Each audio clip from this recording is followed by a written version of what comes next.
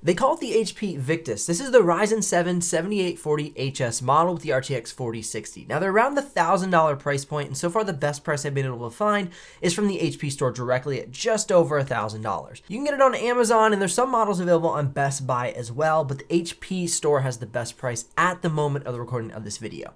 Now we're gonna get into the build quality, usability of this laptop, and then we're gonna check out the performance. But if you're curious about the exact pricing and availability, no matter when you're watching this video, head down in the description below and click those links. Now, first and foremost, this is a very similar build to last year. However, one thing I am noticing is they've rounded off the edges on the top cover, so it's no longer as sharp on those edges. It's one thing I really didn't love about the laptop. It made it feel a little bit more on the cheap side of things. By rounding off these edges, it has a more premium feel. Now, this is still an all plastic build, plastic top cover, plastic keyboard deck, and a plastic bottom cover. But with these rounded edges, it definitely has a higher quality feel this year. Now, going ahead and taking a look at the assembly of the laptop, as I run my hand over the top cover and to the bottom, again, I feel that rounded edge not only on the corners, but also on the top cover. This was a sharper edge last year as well. Now, looking at how it's mounted from the bottom cover into the side panel, they've done a great job at this. No catchy edges. There's a little bit of sharpness here along the back. This is one of the tightest angles on the laptop. A little bit of a catchy edge there, but nothing sharp enough to ruin your day. Now you can see we do have a large vent along the bottom cover here. This is not completely open. There's a little bit of plastic under this spot, and this spot, because you can see the actual openings are the fan here, the heat pipe in the center, and then the fan over here. While we're on the outside, let's take a look at the ports on the HP Victus. We have a network port along the left side panel, headphone jack, and a USB Type-A. Along the right side panel, we have our power adapter, HDMI, 2 USB Type-A's, and a USB Type-C. Man, one thing, again, I'm really loving is how soft the edges are compared to last year's model. They were so much sharper in it. Man, it feels so good. It's really noticeable. All right, the next thing we're checking out is the screen flex, and if we can open it with one hand, we cannot. That is a much tighter screen this year. Hopefully that helps with some of the screen bounce that I made fun of and also got made fun of for making fun of in one of my shorts from last year. So much less screen bounce. I know you're not going to be throwing your screen around like this all the time, but they definitely have tightened up that hinge, which removes the screen bounce. So if you're on a bus or you're working on a train or an airplane, your screen will not bounce as much in the 2023 model. Now let's go ahead and take a look at the screen flex. Less screen flex as well. So we have a stiffer hinge as well as a stiffer top cover, so it's a little bit more rigid, which helps with the screen bounce and the screen flex. So some great tweaks that I'm seeing here with the HP Victus Ryzen 7 7840HS with the RTX 4060 model. Now I know we're heading into 2024 and we're already there, but I had yet to be able to get a chance to review this model. And so I didn't want to leave it out because I know a lot of you are wondering if it's a good fit for your needs. Now there is a webcam on the top bezel of the screen. Here's a quick sample so you can see what that looks and sounds like. This is the webcam on the HP Victus and a little sample of the audio for you as well. Also, while we're doing some samples, here's an audio sample of the speakers in use so you can hear what those sound like.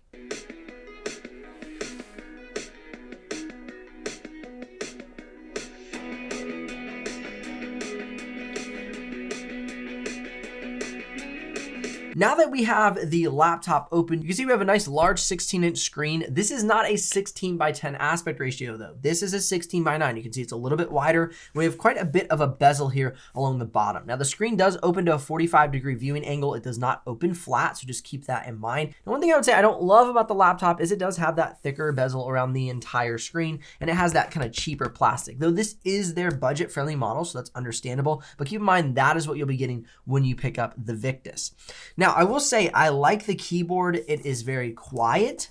It also has a nice medium key travel. And so overall, it's a fantastic keyboard for the price point. We have a numpad on the right side, full-size shift keys, full-size arrow keys, so none of that weird shrinking of the arrow keys where it's like 2 large ones and then like 2 small ones. Everything is nice and proportionate. And then of course the trackpad. We have a great size for the trackpad. It's secured very well to the chassis, no rattliness when I tap on it. And then of course a nice quiet dampened click. So not too loud and clicky, snappy for whether you're at work or at class or at a coffee shop. You're not gonna be like annoying neighbors next to you. So that is fantastic. Here's an audio sample so you can hear me using the keyboard and the trackpad.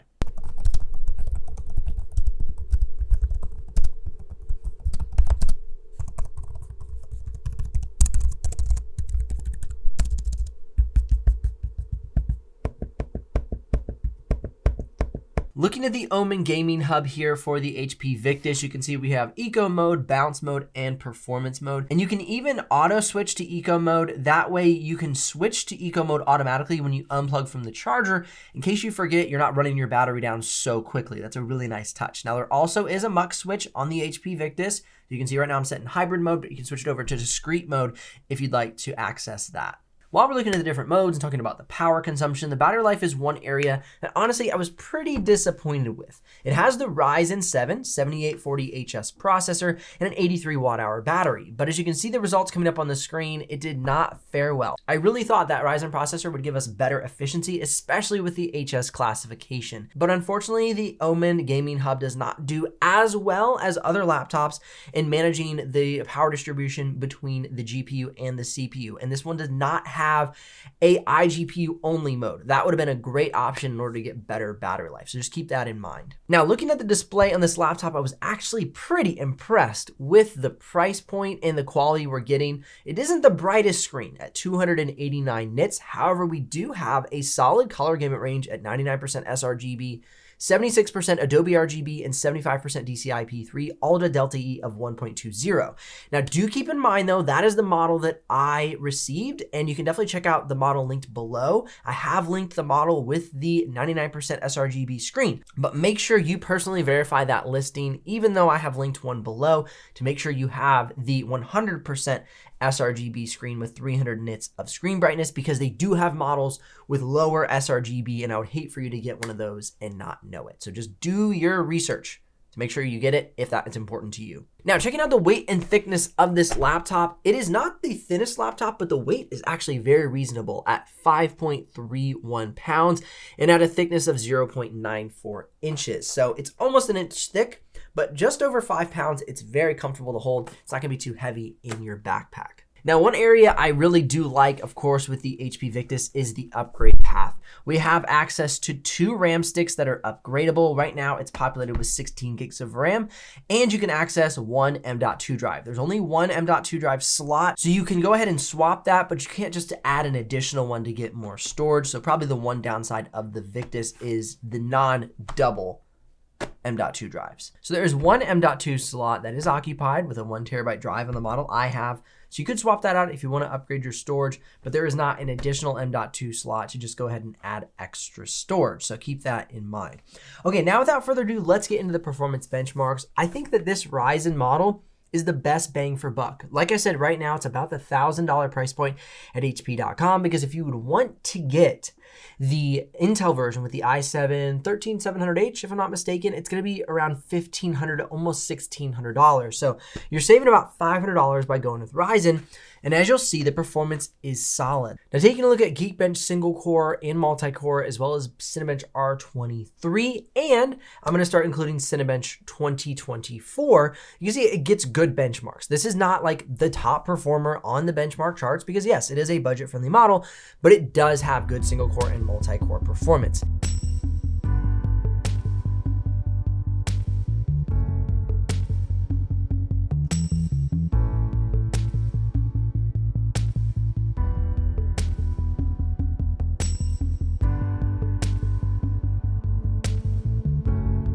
Now, as we move into Blender Classroom, you can see we have a solid score of 892. Once again, not the best one on the charts. There are other laptops that are way more expensive that do have better performance in Blender, especially when you get into something like an RTX 4070 or an RTX 4080. Those are even better Blender Classroom laptops. Now, looking at 3D modeling, Autodesk 3ds Max, Autodesk Maya, PTC Creo, really good performance for the price. I don't think you're gonna have any issues working inside of those programs. Keep in mind, this is an RTX 4060, so you're gonna hit that really nice mid-range performance. The 4050 to me is not a great fit for 3D modeling. So if you're like, hey, do I really need the 4060? In my opinion, for 3D modeling, yes, you do. If you want to get really great performance, very highly optimized, I would move up to the 4070, but the 4060 is a great medium benchmark, especially, like I keep saying, at this price point. Now, looking at SolidWorks, that's one area that this one does get good performance, especially for a 4060 and for a budget-friendly model. Anything above 100, I'm like, okay, we're starting to be in good standings in SolidWorks. However, if you're a serious SolidWorks user, you want to have either a Radeon RX GPU, something like the Asus Zephyrus G14 from last year had the RX 6700S, an awesome budget-friendly laptop and great for SOLIDWORKS. Or you want to go with NVIDIA workstation GPU, something like the RTX A2000 or A3000 or A5000. Those are going to be more expensive laptops, but they're highly optimized for SOLIDWORKS. Now moving on to Photoshop, you can see that we scored a solid 973 inside of Photoshop. Very helpful was the 16 gigs of RAM. If you order this laptop with 8 gigs of RAM, you're gonna see a lower score because Photoshop loves RAM. So if you get it with 8 gigs, I'd recommend upgrading to 16 when your budget allows. Post-purchase, you can just pull off the bottom cover, upgrade that RAM, no problems. Now looking at After Effects, we did see a good score in After Effects. Not incredible, but it is above the 800 points, which I really like. This will be a solid After Effects laptop, except keep in mind that After Effects likes RAM even more than Photoshop. So 16 gigs is a great starting point for After Effects, but if your budget allows over time, I'd upgrade to 32 gigs of RAM to give yourself more buffer and better performance inside of After Effects. Now moving on to video editing, I'm gonna show you all of the video editing export times right now. So you can see 1080p, 4K, 6K BRAW and 6K red footage all here on this chart.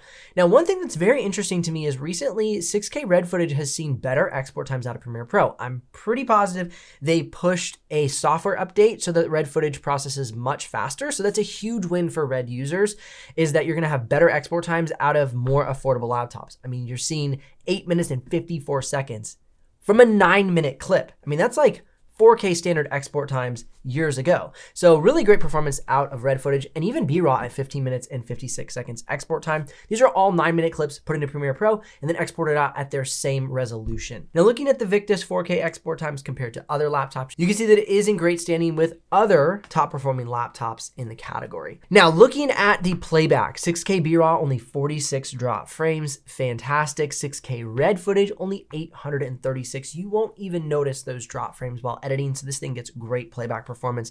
Very impressed with this laptop, especially at the price. I keep saying that, but it's amazing. Now, looking at DaVinci Resolve, we see a 6-minute and 2-second export time. Not amazing. 4 minutes and 30 seconds is really where we're seeing like, wow, amazing export times for DaVinci Resolve. 6 minutes is good. It's not great, it's good. So if you're a DaVinci Resolve user, you could find a better option, but it's still suitable. The latest HP Victus made some small tweaks that in my opinion made a really big difference. I love the rounded edges on the laptop. The keyboard and trackpad are smooth, quiet, and really nicely laid out. The performance on this laptop for the price is fantastic. And the fact that you get a 99% sRGB screen, even though it's not super bright, it is color accurate on this affordable laptop is a huge win. That's something we have not seen before in years past, and now we're seeing great price with a great screen. Links in the description below if you're ready to make a purchase, or click or tap the screen here for more videos to help you with your buying decision. I'll see you here in the next one.